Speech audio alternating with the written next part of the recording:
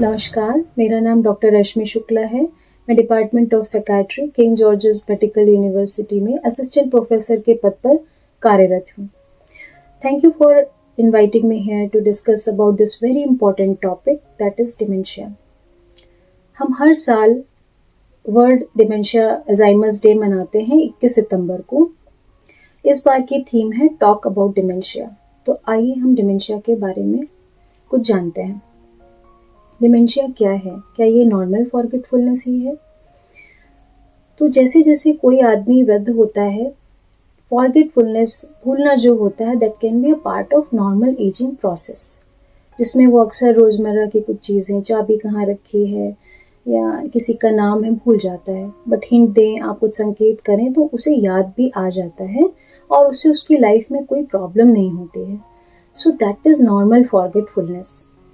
But in dementia जो forgetfulness होती है, दैट इज़ प्रोग्रेसिव, वो बढ़ती जाती है और अक्सर होती है, रोज होती है। उससे डेली के कामों में बहुत ही बाधा उत्पन्न होती है। तो मेमोरी इशू तो एक इम्पॉर्टेंट प्रॉब्लम है ही डिमेंशिया में। इसके साथ और भी बहुत सारे लक्षण होते हैं, जैसे कि निर्णय लेने की क्षमता अफेक्ट हो जाती है, ध्यान में कमी हो जाती है, सोचने और समझने की भी शक्ति कम हो जाती है।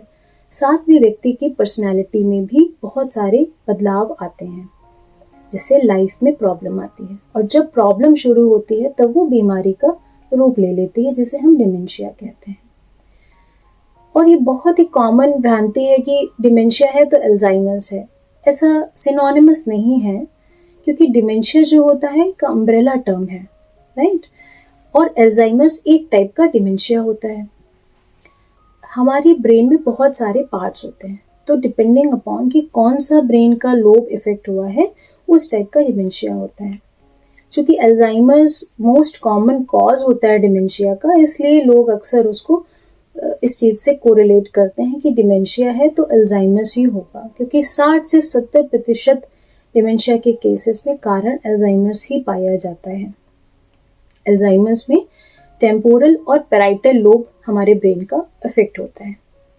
डिमेंशिया के और भी बहुत सारे टाइप्स होते हैं, जैसे कि फ्रंटोटेम्पोरल डिमेंशिया, जिसमें फ्रंटल और टेम्पोरल लोब इफेक्ट होता है। इसमें ज़्यादातर पर्सनैलिटी चेंजेस के सिम्टम्स आते हैं। लिवी बॉडी डिमेंशिया में सब cortical areas of the brain affect होते हैं, जिसमें भूलने के साथ साथ ध्यान की कमी, व्यवहार में बदलाव और विजुअल हैलुसिनेशन नाम का एक सिम्टम आता है, जिसमें वो चीज़ें भी दिखाई देती हैं जो नहीं होती हैं। और साथ में पार्किंसन डिसीज़ के भी सिम्टम्स होते हैं। इसके अलावा भी 10 से 15% लोगों में वेस्कुलर डिमेंशिया नाम का एक भूलने की बीमारी होती है, जो व्यक्ति के ब्रेन में रक्त के प्रवाह की गड़बड़ी से होती है। जैसे पास्ट में किसी को लकवा मारा, स्ट्रोक हो गया था, या ब्लड प्रेशर बहुत ज़्यादा रहता है, ऐसे लोगों में भी डिमेंशिया हो सकता है, जिसे हम वेस्कुलर डिमेंशिया कहते हैं। ये तो हमने डिफरेंट टाइप्स ऑफ डिमेंशिया की बात कर ली। अब आते हैं कि इसके क्या प्रारंभिक लक्षण होते हैं और हम कैसे इसको नॉर्मल फॉरगेटफुलनेस से डिफ्रेंशिएट कर सकते हैं। तो जैसे कि मैंने पहले बताया कि इसमें भूलने की समस्या रीसेंट मेमोरी वाली होती है, कि घर वाले कहेंगे कि इन्होंने सुबह क्या खाया था ये याद नहीं रहता है, 20-30 साल पुरानी बात याद रहती है। और ये जो होता है रोज होता है, भूलने की समस्या बहुत ही फ्रीक्वेंट होती है। इसके अलावा घर वाले कहते हैं कि ये सेम प्रश्न बार बार पूछते हैं, हम कई बार आंसर कर चुके होते हैं, फिर भी हर 10-15 मिनट में सेम प्रश्न पूछते हैं, जैसे कि आज दिन कौन सा है या खाना कब मिलेगा। ठीक है। इसके अलावा पेशेंट जो होता है अपने साधारण काम दिनचर्या के भी नहीं कर पाता है। फॉर एग्जाम्पल, घर वाले कहेंगे कि दादी पहले चाय बहुत बढ़िया बना लेती थी, अब तो इन्हें स्टेप्स ही नहीं याद रहते हैं कि दूध कब डालना है, चाय पत्ती कब डालनी है, अदरक कब डालनी है। तो स्टेप्स, नॉर्मल रूटीन के काम करने में भी दिक्कत आती है। कपड़े नहीं पहन पाते हैं, बटन अनबटन नहीं कर पाते हैं, ब्रश करने में दिक्कत आ रही है। तो एग्जीक्यूटिव फंक्शंस भी इफेक्ट होने लगते हैं। इसके अलावा व्यवहार में बदलाव, घर वाले कहेंगे इतने मिलनसार, इतने शांत स्वभाव के व्यक्ति थे, वो अचानक से छोटी छोटी बात पर गुस्सा करते हैं, चिल्लाने लगते हैं, मारपीट करने लगते हैं। तो व्यवहार में भी बदलाव होने लगता है।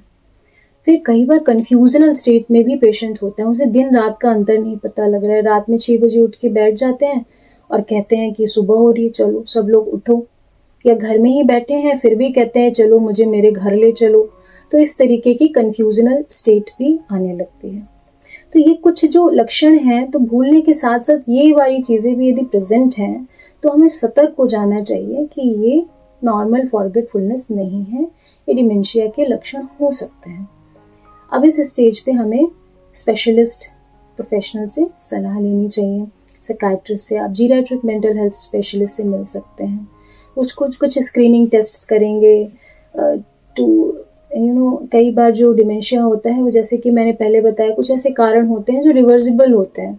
अगर हम उन्हें ठीक करते हैं तो भूलने की समस्या ठीक हो सकती है, जैसे कि ब्लड प्रेशर बढ़ा हुआ है, या किसी को डायबिटीज़ है, या किसी के बॉडी में न्यूट्रिशन की कमी है, खासतौर से विटामिन B12, थायराइड की प्रॉब्लम हो रही है, उसकी वजह से भूलने की समस्या हो रही है। तो वो सब चीज़ें यदि हम ठीक करते हैं तो भूलने की समस्या ठीक हो जाती है। तो कुछ स्क्रीनिंग टेस्ट करेंगे, कारण पता करेंगे, उसके बाद वो आपको उचित सलाह देंगे कि इसको हम कैसे ठीक कर सकते हैं या सपोर्ट के क्या क्या ऑप्शंस अवेलेबल हैं। तो अब जैसे कि मान लीजिए काफ़ी सीवियर प्रॉब्लम्स हैं मेमोरी में, तो हम दवाइयाँ भी कई बार प्रिस्क्राइब करते हैं डिपेंडिंग अपॉन कि कितना नीड है। इससे क्वालिटी ऑफ लाइफ पेशेंट की अच्छी होती है, बट हम डिमेंशिया को क्योर नहीं कर सकते हैं। एक स्पीड ऑफ प्रोग्रेशन जो है उसको धीमा कर सकते हैं, बढ़ने की दर को कम कर सकते हैं, लेकिन हम इसको जड़ से ठीक नहीं कर सकते हैं। ये हमें इम्पोर्टेंट बात ध्यान रखनी है।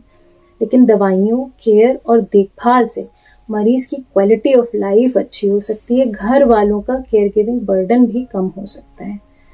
तो दवाइयाँ होती हैं जैसे कि डोनिपेजिल हो गया, मेमेंटीन हो गया, रिवास्टिचमेंट हो गया, ये आपको स्पेशलिस्ट प्रिस्क्राइब करते हैं। साथ में बहुत सारी चीज़ें ध्यान रखनी है, जैसे कि पेशेंट्स का जो एनवायरनमेंट होता है वो उनका एक रूटीन फिक्स होना चाहिए कि नियमित दिनचर्या हो, कितने बजे उठना है, कितने बजे टहलना है, सोना है, खाना है। क्योंकि नियमितता जो होती है मरीज़ को एक सेफ्टी का एनवायरनमेंट देती है कि मरीज़ अपने आप को सेफ और स्थिर महसूस करता है। घर वालों को धैर्य की ज़रूरत होती है। जो भी मरीज़ यदि बार बार भी पूछ रहा है तो आप परेशान ना होइए, अपना धैर्य बनाए रखिए। आप पेशेंस के साथ उनका आंसर करिए, सरल और स्पष्ट शब्दों में करिए। कुछ एनवायरनमेंट चेंजेस भी ज़रूरी होते हैं, जैसे घर में एडिक्वेट लाइट हो, फर्श में फिसलन ना हो, क्योंकि वृद्ध होते हैं, यदि फिसल जाएंगे तो फर्दर फ्रैक्चर और रिस्क ऑफ अदर जो बीमारियां हैं उनका रिस्क बढ़ सकता है। तो हमें कुछ इन बातों का ध्यान रखना इम्पॉर्टेंट है। और lifestyle changes are very important. Healthy खाना लेना, योगा, प्राणायाम करना, कुछ कॉग्निटिव स्टिमुलेशन एक्सरसाइजेज जैसे कि पहेलियाँ सॉल्व करना, पुरानी पिक्चरें देखना, एल्बम्स दिखाना उनको बहुत इम्पॉर्टेंट है। तो ये सारी चीज़ें रूटीन हेल्दी लाइफस्टाइल से हम इसकी बढ़ने की स्पीड को कम कर सकते हैं और मरीज़ की क्वालिटी ऑफ लाइफ को बढ़ा सकते हैं।